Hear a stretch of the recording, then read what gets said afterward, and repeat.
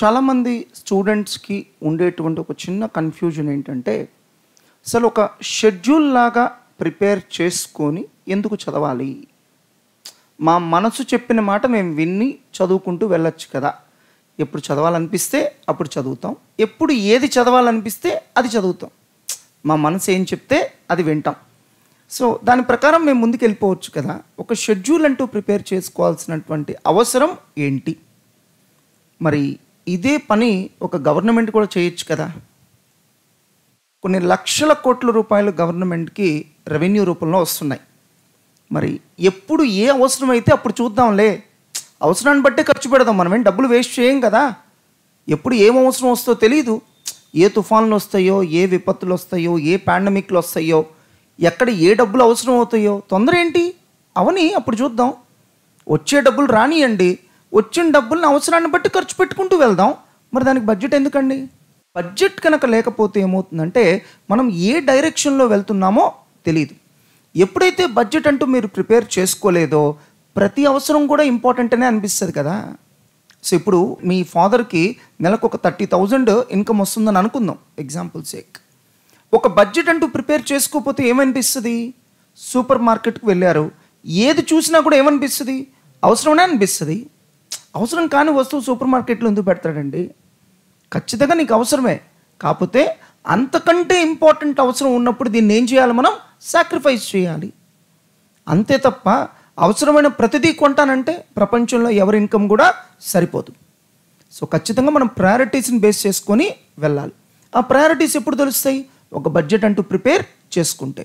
So ఇలా నెలకు ఒక 30,000 నాకు వస్తుంది. ఆ 30,000లో ఈ 5,000 రూపీస్ రెంట్కి, ఈ 5,000 రూపీస్ చిల్డ్రన్ ఎడ్యుకేషన్కి, ఈ 2,000-3,000 రూపీస్ మెడికల్ ఎక్స్పెన్సెస్కి, అన్నీ పోగా మిగిలింది ఎంటర్టైన్మెంట్కి.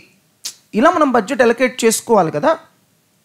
ఏముందిలే, ఎప్పుడు ఏదో అవసరం వస్తే అది ఖర్చు పెట్టేస్తానంటే రేపొద్దున అంతకంటే ఇంపార్టెంట్ అవసరం రావచ్చు, అప్పుడేం చేస్తావు?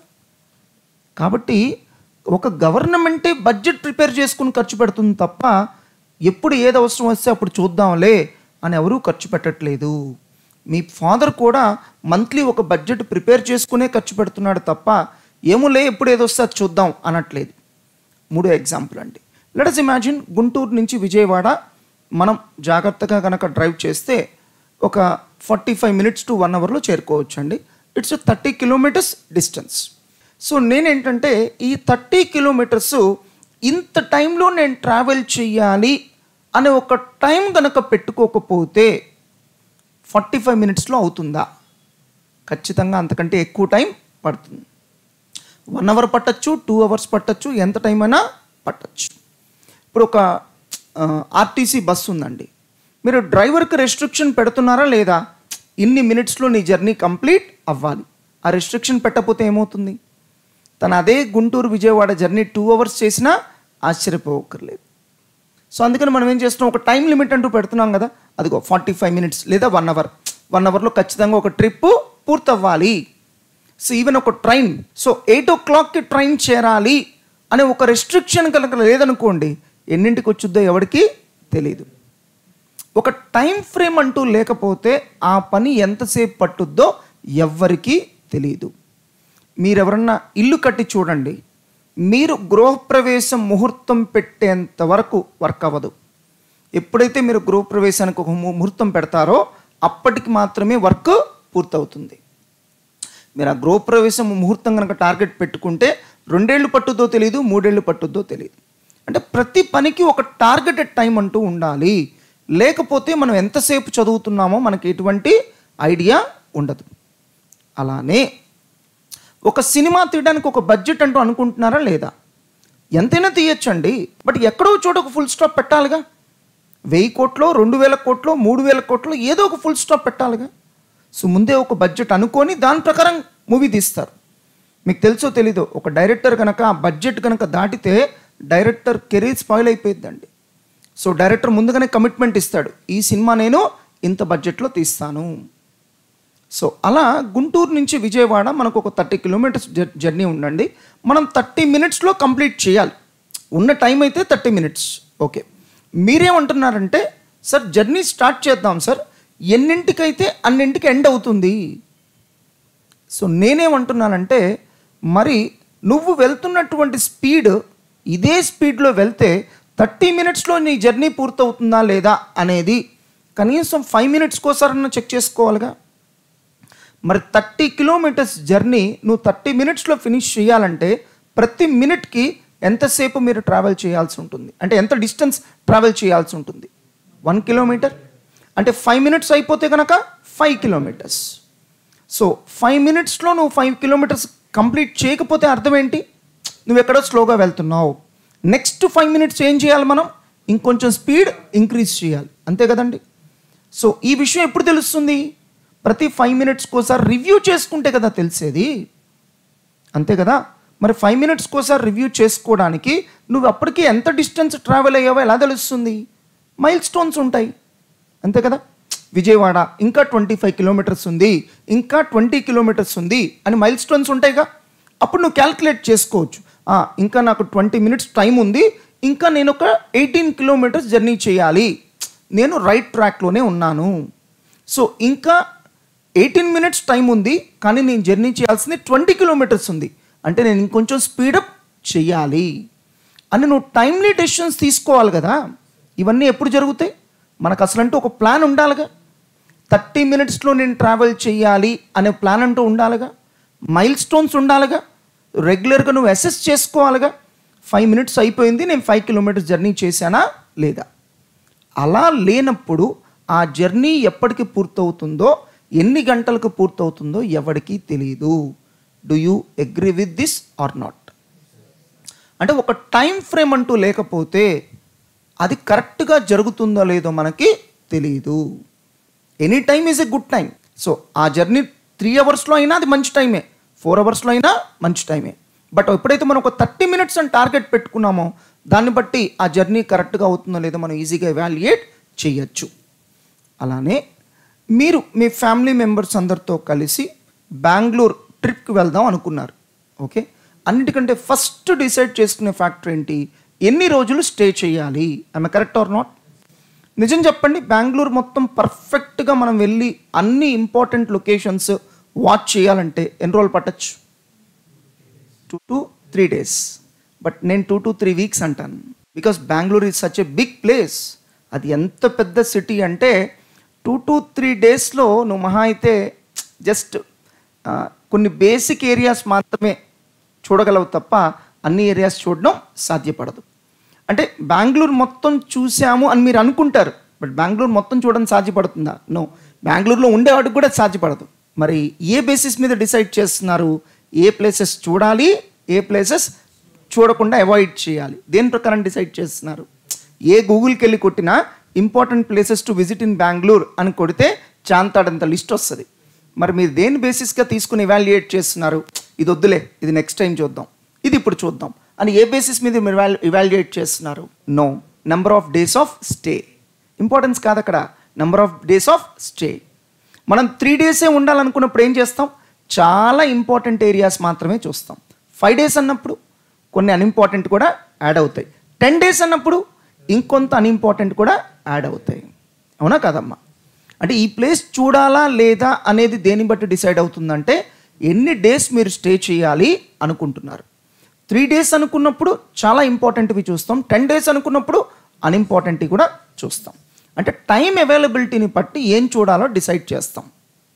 మరి అట్లనే ఇక్కడ కూడా టైం అవైలబిలిటీని బట్టే డిసైడ్ చేయాలి కదా, ఏం చదవాలి, ఏం వదిలేయాలి. ఉన్న టైం అదే కదా, నువ్వు ఎక్స్ట్రా టైం ఏం తీసుకురాలేవు కదా. So revision exam schedule prepare చేసుకోవడం ఎందుకు ఇంపార్టెంట్ అంటే ఇది రీజన్స్ అండి. ఒక షెడ్యూల్ అంటూ ప్రిపేర్ చేసుకుంటే ఒక్కొక్క షెడ్యూల్లో ఉండే ఒక్కొక్క రివిజన్ ఎగ్జామ్ ఒక మైల్ స్టోన్ లాగా పనిచేస్తుంది. ఆ మైల్ స్టోన్ని నువ్వు 1 minute కనుక క్లియర్ చేయగలిగితే నువ్వు జర్నీ కూడా with in the time clear చేయగలిగే ఛాన్సెస్ ఉన్నాయని చెప్పచ్చు. గుంటూరు టు విజయవాడ మనం 30 minutes వెళ్ళాలనుకున్నాం, ఫస్ట్ మినిట్లో 1 kilometer అయిపోయింది అంటే మోస్ట్ ప్రాబబ్లీ నువ్వు విత్ ఇన్ ద టైంలో జర్నీ కంప్లీట్ చేస్తావు. అది లేట్ అయితే డెఫినెట్గా జర్నీ టైం కూడా లేట్ అయిద్దనేగా అర్థం. అంటే మరి ఏం చేయాలి? నెక్స్ట్ మినిట్ ఇంకొంచెం స్పీడ్గా డ్రైవ్ చేయాలి, నెసరీ కరెక్ట్ యాక్షన్ మనం తీసుకోవాలి. అదే మనం ఈ మైల్ స్టోన్సే లేకపోతే మనం ఏ జర్నీ చేస్తున్నామో తెలీదు, అసలు రైట్ డైరెక్షన్లో వెళ్తున్నామో తెలీదు, రైట్ స్పీడ్లో వెళ్తున్నామో లేదు తెలీదు, ఇదే స్పీడ్లో వెళ్తే డెస్టినేషన్ చేరుకుంటామా లేదా తెలియదు.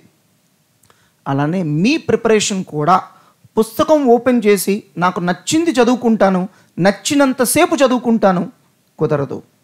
ఎందుకంటే ఇక్కడ అవైలబిలిటీ ఆఫ్ టైం అనేది చాలా లిమిటెడ్. ఇదేదో ఒక నావెల్ చదవడం కాదు కదా, నాకు మనసుకు నచ్చినట్టు చదువుకుంటాను, రోజుకు ఒక పేజీ చొప్పున 2 ఏళ్ళు చదువుకుంటాను. చదువుకో, ఒక నావెల్ అయితే చదువుకో. కానీ ఇట్లా కుదరదుగా. ఇక్కడ ఎగ్జామ్ రాయాలి కదా, ఎగ్జామ్కి ఒక టైం ఫ్రేమ్ ఉంటుంది కదా, ఆ టైం ఫ్రేమ్ లోపలే మనం సిలబస్ కంప్లీట్ చేయాలి. ప్రతి చాప్టర్కి ఒక లిమిటెడ్ అమౌంట్ ఆఫ్ టైం మాత్రమే ఇవ్వగలం. సో మేము ఒక రివిజన్ షెడ్యూల్ ఏం చేస్తామంటే ఉన్న టైంని ఈ చాప్టర్స్కి వాటి యొక్క ఇంపార్టెన్స్ని బట్టి ఎలకేట్ చేస్తాం. ఉదాహరణకి ఒక పార్ట్నర్షిప్ అకౌంట్స్ అనే చాప్టర్ ఎన్ని గంటలు ప్రిపేర్ అవ్వాలి అనేది అవైలబిలిటీ ఆఫ్ టైం బట్టి ఆధారపడి ఉంటుంది. నీకు చాలా టైం ఉంటే 1 రోజులు కూడా చదవచ్చండి, అంత డెప్త్ ఉన్న చాప్టర్ అది. లిమిట్ ఎక్కడికి? మీరు మీ ఫ్యాకల్టీ క్లాస్ చెప్తున్నారు కదా, ఆ రేంజ్లో నీకు పర్ఫెక్షన్ రావాలంటే 2-3 నెలలు కూడా పట్టచ్చు. కేవలం స్టడీ మెటీరియలే కాదు, ఇంకో 2-3 పుస్తకాలు కూడా చదవాల్సిన అవసరం రావచ్చు. ఎస్, ఆ రేంజ్లో నువ్వు ప్రిపేర్ అవ్వు అంత టైం ఉంటే. సో ఉన్న లిమిటెడ్ టైంలో మనం ఏం చేయగలమో అదే చేయగలం. కానీ ప్రతి చాప్టర్ నేను అన్లిమిటెడ్గా ప్రిపేర్ అవ్వాలి, బెస్ట్గా ప్రిపేర్ అవ్వాలి. బెస్ట్ అంటే ఏంటి? దానికి ఎక్కడికి లిమిట్? ఇది చాలామంది స్టూడెంట్స్ అర్థం చేసుకోవట్లేదు. Got my point? ఆ టైం ఫ్రేమ్ని మేము తీసుకొస్తున్నాం using hour revision exam schedule. So ప్రతి రివిజన్ ఎగ్జామ్ ఒక మైల్ స్టోన్ లాంటిది. అది కనుక నువ్వు డెడ్లైన్ని మీట్ అయితే ఆటోమేటిక్గా సిలబస్ కూడా ఇన్ టైంలో కంప్లీట్ అవుతుందని ఒక చిన్న కాన్ఫిడెన్స్.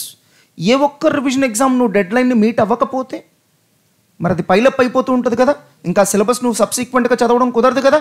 చదవాలంటే ఏం చేయాలి? ఇంకొక 1-2 గంటలో నువ్వు ప్రిపరేషన్ టైం పెంచుకోవాలి. అట్ ఎనీ కాస్ట్ ప్రతి రివిజన్ ఎగ్జామ్కి ఇచ్చిన సిలబస్ని నువ్వు 100% పూర్తి చేయడానికి ట్రై చేయాలి. రిమెంబర్, రివిజన్ ఎగ్జామ్ వేరు, పబ్లిక్ ఎగ్జామ్ వేరు కాదు. నువ్వు పబ్లిక్ ఎగ్జామ్లో రాయాల్సిన సిలబస్నే ఇక్కడ చిన్న చిన్న పార్ట్స్గా డివైడ్ చేసి ఒక డెడ్లైన్స్ అంటూ నీకు క్రియేట్ చేసాం. జస్ట్ లైక్ మన జర్నీలో ఎట్లయితే డెడ్లైన్స్ పెట్టుకున్నామో అట్లా. సో దట్ నీకు తెలుస్తుంది whether you are going in the right direction and speed or not. ఇవే కనుక లేకపోతే నువ్వు పార్ట్నర్షిప్ అకౌంట్స్ 1 రోజులు చదివినా నీకేమనిపిస్తుంది? రాలేదురా, ఇంకా చదవాలరా. ఆ పర్ఫెక్షన్ నీకు ఎప్పటికీ రాదు, ఆ సాటిస్ఫాక్షన్ నీకు ఎప్పటికీ రాదు. ఎక్కడో చోట మనం ఫుల్ స్టాప్ పెట్టాలి. జస్ట్ లైక్ బెంగళూరుకి వెళ్ళాం, చూడాలనుకున్నాం, ఎన్ని రోజులు చూసినా బాగానే ఉంటుంది. ఎన్ని రోజులు చూసినా మనకు సంతృప్తి కలగదు. అందుకే కదా మళ్ళీ ఇంకోసారి బెంగళూరు వెళ్తాం, మళ్ళీ నెక్స్ట్ ఇయర్ ఇంకో 2 years తర్వాత మళ్ళీ వెళ్తాం. ఎందుకు ఆ సాటిస్ఫాక్షన్ కలగలేదు? అన్ని ప్లేసెస్ చూడలేం కదా, మనం ఉన్న 1 weekలో అన్నీ చూడలేం కదా. ఇంపార్టెంట్ అనిపించినవి చూసాం, మళ్ళీ నెక్స్ట్ టైము వేరే ప్లేసెస్ చూస్తాం. Got my logic? ఇది అంతేనండి. ఆ సాటిస్ఫాక్షన్ మీకు ఎప్పటికీ రాదు. పర్ఫెక్ట్గా వచ్చేసింది ఎప్పటికీ కుదరదండి. మనకున్న లిమిటెడ్ టైంలో కొంతవరకే మనం పర్ఫెక్షన్ సాధించగలుగుతాం. ఎగ్జామ్లో పాస్ అవ్వడానికి ఎంత కావాలో అంతవరకే చేద్దాం, అంతకు మించి అయితే మాత్రం ఇప్పుడు సాధ్యపడదు. సార్, మరి అదే రివిజన్ ఎగ్జామ్ షెడ్యూల్ మేము ప్రిపేర్ చేసుకోవచ్చు కదా, అంటే మీరే చేసుకోవచ్చుగా. మేమిచ్చే షెడ్యూల్నే మీరు ఎందుకు ఫాలో అవ్వాలి? మీ సొంత షెడ్యూల్ మీరు చేసుకోవచ్చు కదా. మీ సొంత షెడ్యూల్ మీరు చేసుకుంటే వచ్చే ఫస్ట్ ప్రాబ్లం ఏంటంటే you don't stick to that. అంటే మీకేమనిపిస్తుంది అంటే మన చేతిలో ఉన్న షెడ్యూలే కదా, లెట్ మీ మాడిఫై. సో ఏదన్నా ఒక చిన్న సమస్య వచ్చిందనుకోండి, యూ హ్యావ్ 2 options. లేదు నేను ఇలాంటి వాటికి డీవియేట్ అవ్వకూడదు, let me stick to the schedule. రెండో ఆప్షన్, ఇది అన్అవాయిడబుల్ కదా, మనమే షెడ్యూల్ కొంచెం మార్చుకుందాం. సో మెజారిటీ కేసెస్లో స్టూడెంట్స్ ఏం చేస్తారు? సెకండ్ ఆప్షన్ చూస్ చేసుకుంటారు. మన చేతిలోనే ఉంది కాబట్టి లెట్ us మాడిఫై. అది మేము షెడ్యూల్ ఇస్తే ఏమవుతుంది? నువ్వు స్టిక్ ఆన్ అవ్వడం తప్ప వేరే ఆప్షన్ లేదు. అంటే ఒక రకమైన కంపల్షన్ నీ మీద క్రియేట్ అవుతుంది. నువ్వే షెడ్యూల్ క్రియేట్ చేసుకున్నప్పుడు నీ మీద ఆ కంపల్షన్ క్రియేట్ అవ్వదు, ఆటోమేటిక్గా నువ్వు డీవియేట్ అయ్యే అవకాశం ఎక్కువ. ఇది ఫస్ట్ రీజన్ అండి. సెకండ్ రీజన్ ఏంటంటే ఒక బ్యాలెన్స్డ్ వేలో షెడ్యూల్ ప్రిపేర్ చేయడానికి కావాల్సిన ఎక్స్పర్టీస్ మీకు ఉండకపోవచ్చు. ఉండదు అనట్లేదు, ఉండకపోవచ్చు. అదే మాలాంటి వాళ్ళం అనుకోండి, ఇలాంటి షెడ్యూల్స్ చాలా చేసి ఉంటాం కాబట్టి ఒక బ్యాలెన్స్డ్ అప్రోచ్లో చేస్తాం. ఉదాహరణకి మేము ఏ షెడ్యూల్ చేసినా కూడా మేము మైండ్లో పెట్టుకునే ఫస్ట్ పాయింట్ ఏంటంటే ఫస్ట్ 2 రివిజన్ ఎగ్జామ్స్ కొంచెం అన్ఇంపార్టెంట్ సిలబసే పెడతాం. ఈజీ టు అచీవ్ అనే సిలబస్ పెడతాం. ఎందుకు? మొదట్లోనే మనం ఎక్కువ సిలబస్ పెట్టేసామనుకోండి, డిసప్పాయింట్కి లోనవుతారు మీరు. ఎందుకంటే అది మీరు అచీవ్ అవ్వలేరు. ఆటోమేటిక్గా మీకు ఏమవుతారంటే డిసప్పాయింట్మెంట్కి లోనవుతారు. వెంటనే ఏం చేస్తారంటే ఈ షెడ్యూల్ వర్కౌట్ అవ్వట్లేదు, తీసేయి, I'm unable to follow, I'm unable to meet the dead line అని చెప్పి మీరు కొంచెం డిసప్పాయింట్మెంట్కి లోనవి అవి తీసేస్తారు. అదే మేమేం చేస్తామంటే నో ఫస్ట్ 2 ఎగ్జామ్స్ చాలా సింపుల్ సిలబస్ ఉండాలి, ఎలాంటి స్టూడెంట్ అయినా అచీవ్ చేసే విధంగా ఉండాలి, వాడు మోటివేట్ అవుతాడు, ఆటోమేటిక్గా నెక్స్ట్ ఎగ్జామ్ బాగా రాస్తాడు అనే యాంగిల్లో మేము ఆలోచిస్తాం. మీరు చూడండి, మీరు సొంతగా షెడ్యూల్ ప్రిపేర్ చేసుకున్న ప్రతిసారి ఫెయిల్ అవ్వడానికి మేజర్ రీజన్ ఏంటంటే మీరు ఫస్ట్ 2 ఎగ్జామ్స్లో హ్యూజ్ అమౌంట్ ఆఫ్ సిలబస్ పెడతారు. నేను చదివేయాలి, పాస్ అయిపోవాలి, సో నేను బాగా చదవాలి, అలాంటి టెంపోలో మీరు ఏం చేస్తారంటే ఎక్కువ సిలబస్ పెట్టేసుకుంటారు. అది అవ్వదు, అది ప్రాక్టికల్గా ఎవరికి సాధ్యపడదు. రియలిస్టిక్గా ఉండాలి మనం పెట్టుకునే టార్గెట్స్. మేము ప్రిపేర్ చేసినప్పుడు అవన్నీ మైండ్లో పెట్టుకొని రియలిస్టిక్గా మీరు ఎక్కడ తప్పులు చేస్తారో అవన్నీ తెలుసుకొని మేము షెడ్యూల్ ప్రిపేర్ చేయడం జరుగుతుంది. అంటే ఒక బ్యాలెన్స్డ్ అప్రోచ్లో మేము ప్రిపేర్ చేయడం జరుగుతుంది. ఇది ఒక రివిజన్ ఎగ్జామ్ షెడ్యూల్ ప్రకారం ప్రిపేర్ అవ్వడానికి, మీకు నచ్చినట్టుగా ప్రిపేర్ అవ్వడానికి ఉన్నటువంటి డిఫరెన్స్. అండర్స్టూడ్? మార్కెట్లో కొంతమంది టెస్ట్ సిరీస్ అని సేల్ చేస్తుంటారు. అక్కడ ఎలా ఉంటుందంటే వాళ్ళు ఎలా ఇస్తారంటే టోటల్ అకౌంట్స్ సిలబస్ ఒక 4 క్వశ్చన్ పేపర్స్ మేము ఇస్తాం, మీకు నచ్చినప్పుడు రాసుకో. సో అకౌంట్స్ ఒక్కొక్క చాప్టర్కి ఒక క్వశ్చన్ పేపర్ ఇస్తాం, నీకు నచ్చినప్పుడు రాసుకో. సో దానివల్ల పెద్ద యూజ్ ఏమి ఉండదు. అదే మా దాంట్లో ఏమవుతుందంటే మేము ఒక షెడ్యూల్ ఇవ్వడం వల్ల నువ్వు కంపల్షన్ క్రియేట్ చేస్తున్నావు, నువ్వు ఫాలో అయ్యే తీరాలి, డీవియేట్ అవ్వకూడదు అని. సో ఎప్పుడైతే టెస్ట్ సిరీస్లో ఎలా ఉంటుందంటే నువ్వు క్వశ్చన్ పేపర్స్ తీసుకొని నీకు నచ్చినప్పుడు రాయొచ్చు, మళ్ళీ సేమ్ ప్రాబ్లం వచ్చేసింది చూడండి. కాబట్టి అవేవి వర్కౌట్ అవ్వండి. మా దాంట్లో ఉన్నటువంటి షెడ్యూల్ ప్రకారం ఏదైతే చదివిస్తున్నామో అది మాత్రమే వర్కౌట్ అవుతుంది. ఇది మాస్టర్ మైండ్స్లో ఒక రివిజన్ ఎగ్జామ్ షెడ్యూల్ తీసుకొని దాని ప్రకారం ప్రిపేర్ అవ్వడం వల్ల వచ్చేటువంటి అడ్వాంటేజ్. అఫ్ కోర్స్ ఈ షెడ్యూల్ వల్ల కూడా అద్భుతాలు మీకు ఎప్పుడు జరుగుతాయంటే ప్రతి రివిజన్ ఎగ్జామ్ని మీరు పబ్లిక్ ఎగ్జామ్ అంత సీరియస్గా తీసుకోవాలి, అంతే.